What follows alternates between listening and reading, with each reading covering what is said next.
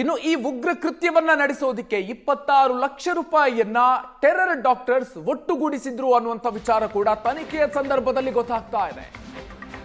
ಸ್ಫೋಟಕ ಮತ್ತು ಬಾಂಬ್ ತಯಾರಿಕೆಗಾಗಿ 26 ಲಕ್ಷ ರೂಪಾಯಿ ಸಂಗ್ರಹ ಆಗಿತ್ತು. ಅಲ್ ಫಲಾ ವಿವಿ ಲ್ಯಾಬ್ನಲ್ಲಿ ಸ್ಫೋಟಕವನ್ನ ತಯಾರಿಸಿದ್ರು ಉಗ್ರರು. ಯೂನಿವರ್ಸಿಟಿಯ ಲ್ಯಾಬ್ ಅನ್ನು ಕೂಡ ಇದರಲ್ಲಿ ಬಳಸಿಕೊಂಡಿರೋದು ಕೂಡ ಗೊತ್ತಾಗಿದೆ. ಮುಜಾಮಿಲ್, ಉಮರ್ ಮತ್ತು ತಾಹಿರ್ ಈ ಮೂವರು ಸೇರಿಕೊಂಡು 26 ಲಕ್ಷ ರೂಪಾಯಿ ಹಣವನ್ನು ಸಂಗ್ರಹ ಮಾಡಿದ್ರು. ಇನ್ನು ಯೂರಿಯಾ ಗೊಬ್ಬರ ಖರೀದಿಸಿ ಅದರ ಮೂಲಕ ಸ್ಫೋಟಕ ತಯಾರಿಕೆಯನ್ನ ಮಾಡೋದಕ್ಕೆ ಸಂಬಂಧಪಟ್ಟಂತೆ ಏನೆಲ್ಲ ವ್ಯವಸ್ಥೆ ಆಗಬೇಕು ಎಲ್ಲವನ್ನು ಕೂಡ ರೆಡಿ ಮಾಡಿಕೊಂಡಿದ್ರು. 3 ಲಕ್ಷ ರೂಪಾಯಿ ಖರ್ಚನ್ನು ಮಾಡಿ ಟೆರರ್ ಡಾಕ್ಟರ್ಸ್ ಇದನ್ನ ಖರೀದಿ ಮಾಡಿದ್ರು. ಹಲವು ಕಚ್ಚಾ ಸಾಮಗ್ರಿಗಳನ್ನ ಬಳಸಿ ಯೂನಿವರ್ಸಿಟಿಯ ಲ್ಯಾಬ್ನಲ್ಲೇ ಸ್ಫೋಟಕ ತಯಾರಿಕೆ ಮಾಡಿದ್ರು. ಅಲ್ಫಲಾ ಯೂನಿವರ್ಸಿಟಿಯ 13ನೇ ರೂಮ್ ನಂಬರ್ನಲ್ಲಿ ಸಭೆ ಕೂಡ ಆಗಿತ್ತು. ಸಭೆ ಕೂಡ ಮಾಡ್ತಾ ಇದ್ರು ಅಲ್ಲೇ. ಅಲ್ಫಲಾ ವಿವಿಯ ಸನಿಹದಲ್ಲೇ ಸ್ಫೋಟಕವನ್ನ ಪೊಲೀಸರು ವಶಕ್ಕೆ ಪಡ್ಕೊಂಡಿರೋದು. ಕಾಲೇಜಿನ ಲ್ಯಾಬ್ನಿಂದ ಕೆಮಿಕಲ್ ಸಾಗಾಟವನ್ನ ಉಗ್ರ ವೈದ್ಯರು ಮಾಡಿದ್ರು. ಮುಜಾಮಿಲ್ಗೆ ಸೇರಿದಂಥ 13ನೇ ನಂಬರ್ನ ರೂಮ್ನಲ್ಲಿ ಷಡ್ಯಂತ್ರಕ್ಕೆ ಸಂಬಂಧಪಟ್ಟಂತಹ ಸಭೆಗಳು ಕೂಡ ಅಲ್ಲೇ ಆಗಿತ್ತು. ಹಲವು ದಾಖಲೆಗಳನ್ನು ಕೂಡ ಈಗ ಪೊಲೀಸರು ಎನ್ಐಎ ಅಧಿಕಾರಿಗಳು ಅಲ್ಲಿಂದ ವಶಕ್ಕೆ ಪಡ್ಕೊಂಡಿದ್ದಾರೆ. ಹೀಗಾಗಿ ಅಲ್ಫಲಾ ಯೂನಿವರ್ಸಿಟಿಯನ್ನು ಕೂಡ ಅಲ್ಲಿನ ಲ್ಯಾಬ್ ಅನ್ನು ಬಳಸ್ಕೊಂಡಿದ್ದಾರೆ. ಅಲ್ಲಿದ್ದಂತಹ ರೂಮ್ ಅನ್ನು ಕೂಡ ಮೀಟಿಂಗ್ ಆಗಿ ಬಳಸ್ಕೊಂಡಿರೋದು. ಹೀಗಾಗಿ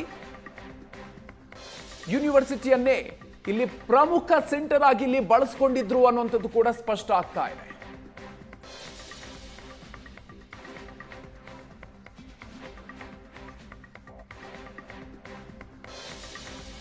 ಉಗ್ರ ಮುಜಾಮಿಲ್ ರೂಮ್ನಿಂದ ಹಲವು ದಾಖಲೆಗಳನ್ನು ವಶಕ್ಕೆ ಪಡ್ಕೊಂಡಿದ್ದಾರೆ ಎನ್ಐಎ ಅಧಿಕಾರಿಗಳು. ಜೊತೆಗೆ 26 ಲಕ್ಷ ರೂಪಾಯಿ ಇವರು ಸಂಗ್ರಹ ಮಾಡಿದ್ರು. ಸ್ಫೋಟವನ್ನ ಮಾಡೋದಿಕ್ಕಾಗಿ 26 ಲಕ್ಷ ರೂಪಾಯಿ ಹಣವನ್ನ ಸಂಗ್ರಹಿಸಿ ರೆಡಿ ಮಾಡಿಟ್ಕೊಂಡಿದ್ರು. ಬಾಂಬ್ ರೆಡಿ ಮಾಡೋದಿಕ್ಕೆ, ಸ್ಫೋಟಕವನ್ನ ರೆಡಿ ಮಾಡೋದಿಕ್ಕಾಗಿ, ಇದನ್ನ ಬಳಸ್ಕೊಳ್ಳೋದಿಕ್ಕಾಗಿ ರೆಡಿ ಮಾಡಿಟ್ಕೊಂಡಿದ್ರು. ಅಲ್ಫಲಾ ವಿವಿ ಆಸ್ಪತ್ರೆಯಲ್ಲಿ 40% ವೈದ್ಯರು ಜಮ್ಮು ಕಾಶ್ಮೀರದವರು.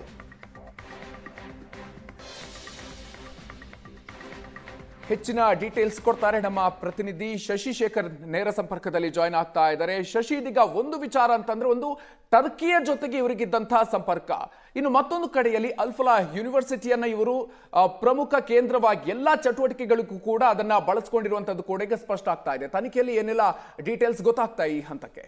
ಅಲ್ಫಲಾ ಯೂನಿವರ್ಸಿಟಿಯನ್ನ ಉಗ್ರರು ತಮ್ಮ ಹೆಡ್ ಆಫೀಸ್ ರೀತಿಯಲ್ಲಿ ಬಳಸಿಕೊಂಡು ದೇಶಾದ್ಯಂತ ವಿಧ್ವಂಸಕ ಕೃತ್ಯಗಳನ್ನು ಮಾಡೋದಕ್ಕೆ ಸಂಚು ಮಾಡಿದ್ರು ಅನ್ನೋದು ಬಯಲಾಗ್ತಾ ಇದೆ. ಅಲ್ಫಲಾ ಯೂನಿವರ್ಸಿಟಿಯ 17ನೇ ಬಿಲ್ಡಿಂಗ್ನಲ್ಲಿರುವಂತಹ 13ನೇ ರೂಮ್ ಮುಜಾಮಿಲ್ ಶಕೀಲ್ಗೆ ಸೇರಿದ್ದು. ಇಡೀ ಫರೀದಾಬಾದ್ ಟೆರರ್ ಮಾಡ್ಯೂಲ್ನಲ್ಲಿ ಮೊದಲಿಗೆ ಅರೆಸ್ಟ್ ಆದಂತಹ ವ್ಯಕ್ತಿ ಮುಜಾಮಿಲ್ ಶಕೀಲ್. ಜಮ್ಮು ಕಾಶ್ಮೀರದ ಪುಲ್ವಾಮಾ ಜಿಲ್ಲೆಯವನಾದ ಈತ ಫರೀದಾಬಾದ್ನ ಅಲ್ಫಲಾ ಯೂನಿವರ್ಸಿಟಿಯಲ್ಲಿ ಎಮರ್ಜೆನ್ಸಿ ವಿಭಾಗವನ್ನು ನೋಡಿಕೊಳ್ಳುವಂತಹ ಹೊಣೆಯೊತ್ತಿದ್ದ. ಜೊತೆಗೆ ಅಲ್ಲಿನ ವೈದ್ಯರುಗಳಿಗೆ ಪಾಠ ಮಾಡುವಂತಹ ಪ್ರೊಫೆಸರ್ ಕೆಲಸವನ್ನು ಕೂಡ ನಿರ್ವಹಣೆ ಮಾಡ್ತಾ ಇದ್ದ.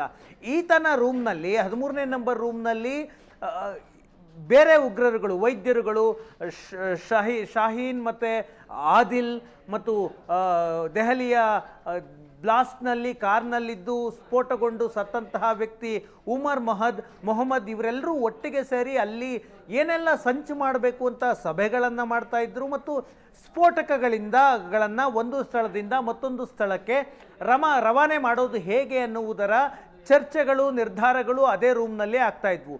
ಜೊತೆಗೆ ಇದೇ ವೈದ್ಯರುಗಳು ಅಲ್ಫಲಾ ಯೂನಿವರ್ಸಿಟಿಯ ಲ್ಯಾಬ್ನಲ್ಲಿ ಸ್ಫೋಟಕಗಳನ್ನು ತಯಾರಿಕೆ ಮಾಡ್ತಾ ಇದ್ರು. ಲ್ಯಾಬ್ನಲ್ಲಿದ್ದಂತಹ ಕೆಮಿಕಲ್ಗಳನ್ನು ಬಳಸಿಕೊಂಡು ಸ್ಫೋಟಕಗಳನ್ನು ತಯಾರಿಕೆ ಮಾಡ್ತಾ ಇದ್ರು.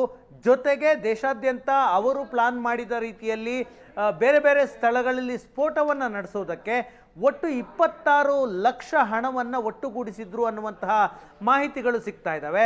ಈ 26 ಲಕ್ಷ ಹಣದಲ್ಲಿ 3 ಲಕ್ಷ ರೂಪಾಯಿ ಖರ್ಚು ಮಾಡಿ NPK ರಸಗೊಬ್ಬರ ಫರ್ಟಿಲೈಸರ್ಸನ್ನು ಗುರುಗ್ರಾಮದಿಂದ ಖರೀದಿ ಮಾಡಿದ್ರು ಅನ್ನುವಂತಹ ಮಾಹಿತಿ ಸಿಗ್ತಾ ಇದೆ. ಯಾಕೆ ಇವರು ರಸಗೊಬ್ಬರವನ್ನು ಖರೀದಿ ಮಾಡಿದ್ರು ಅನ್ನುವಂತಹ ಪ್ರಶ್ನೆ ಬರುತ್ತೆ. ಫರ್ಟಿಲೈಸರಲ್ಲಿ ಅಮೋನಿಯಂ ನೈಟ್ರೇಟ್ ಇರುತ್ತೆ.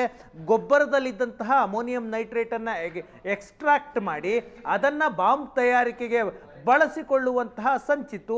ಇವರೆಲ್ಲರೂ ಹೈಲಿ ಕ್ವಾಲಿಫೈಡ್ ವ್ಯಕ್ತಿಗಳಾಗಿದ್ದರು ಮತ್ತು ಅಲ್ಫಲಾ ಯೂನಿವರ್ಸಿಟಿಯ ಈ ಲ್ಯಾಬ್ನಲ್ಲೇ ಇವರು ಎಕ್ಸ್ಪ್ಲೋಸಿವ್ಸ್ಗಳನ್ನು ತಯಾರಿಕೆ ಮಾಡೋದಕ್ಕೆ ಬಳಸ್ತಾ ಇದ್ರು.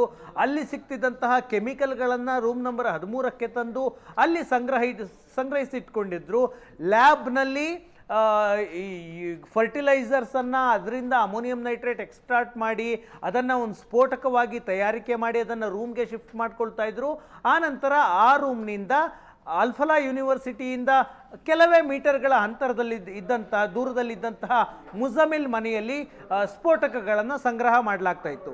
ಅಲ್ಫಲಾ ಯೂನಿವರ್ಸಿಟಿಯಿಂದ ಕೇವಲ 300ರಿಂದ 400 ಮೀಟರ್ ವ್ಯಾಪ್ತಿಯಲ್ಲಿ 2 ಮನೆಗಳ ಮೇಲೆ ಜಮ್ಮು ಕಾಶ್ಮೀರದ ಪೊಲೀಸರು ದಾಳಿ ಮಾಡಿದಂತಹ ಸಂದರ್ಭದಲ್ಲಿ ಒಂದು ಮನೆಯಲ್ಲಿ 300 kgಯಷ್ಟು RDX ಸಿಕ್ಕಿತ್ತು. ಮತ್ತೊಂದು ಮನೆಯಲ್ಲಿ 2600 kgಯಷ್ಟು ಅಮೋನಿಯಂ ನೈಟ್ರೇಟ್ ಸ್ಫೋಟಕ ಸಿಕ್ಕಿತ್ತು. ಒಟ್ಟಾರೆ 2900 kgಗೂ ಹೆಚ್ಚು ಪ್ರಮಾಣದ ಸ್ಫೋಟಕವನ್ನು ಈ ಉಗ್ರರು ಸಂಗ್ರಹ ಮಾಡಿದ್ರು.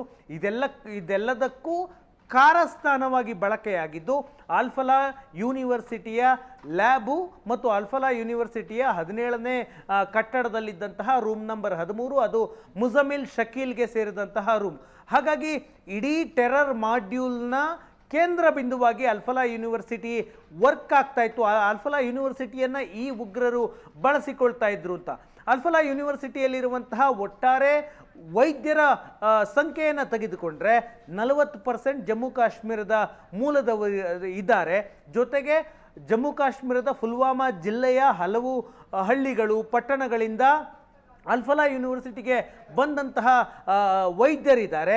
ಅವರ ಒಂದು ನೆಟ್ವರ್ಕ್ಗಳನ್ನು ಬಳಸ್ಕೊಂಡು ಅವರದ್ದೇ ಒಂದು ಆನ್ಲೈನ್ ಗ್ರೂಪ್ಗಳನ್ನು ಟೆಲಿಗ್ರಾಮ್ ಆ್ಯಪ್ ಮೂಲಕ ಗ್ರೂಪ್ಗಳನ್ನು ಮಾಡಿಕೊಂಡು ಇಡೀ ಷಡ್ಯಂತ್ರವನ್ನು ಮಾಡಲಾಗ್ತಾ ಇತ್ತು.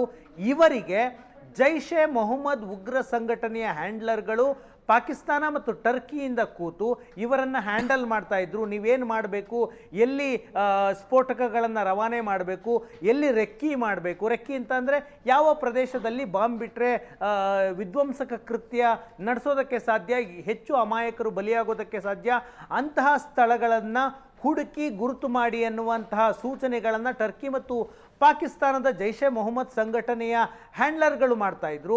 ಇಡೀ ಇವರ ಜೈಷೆ ಮೊಹಮ್ಮದ್ ಟೆರರ್ ಮಾಡ್ಯೂಲ್ಗೆ ಅಲ್ಫಲಾ ಯೂನಿವರ್ಸಿಟಿಯ ಕ್ಯಾಂಪಸ್ ಆಗಿತ್ತು ಅನ್ನುವಂತಹ ವಿಷಯ ದಿನದಿಂದ ದಿನಕ್ಕೆ ತನಿಖೆಯಲ್ಲಿ ದೃಢ ಆಗ್ತಾ ಇದೆ. ಓಕೆ, ಹಾಗೆ ಸಂಪರ್ಕದಲ್ಲಿರಿ ಶಶಿ.